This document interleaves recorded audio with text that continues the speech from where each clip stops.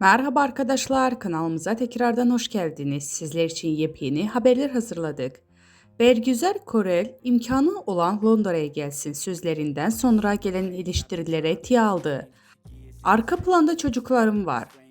Hamile taklidi yapan fenomen Mükre'nin gezgine tepki gösterdiği için eleştiriler Bergüzar Korel imkanı olan Londra'ya gelsin sözleri için yapılan yorumlara tiye aldı. Sosyal medya hesabından paylaşım yapan Korel arka planda uşaklarım var aslında. Metro da benim hikaye paylaşayım diye hazırlandı ifadelerini kullandı.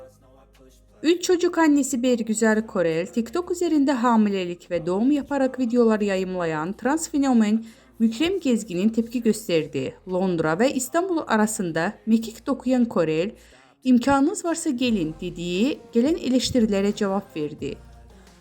Sosyal medya hesabından yaptığı paylaşımlarla zaman zaman gündem olan oyuncu, yurt dışında yaşadığı için gelen eleştirilere metroda çektiği fotoğrafları yanıt vererek şu sözleri tiye aldı.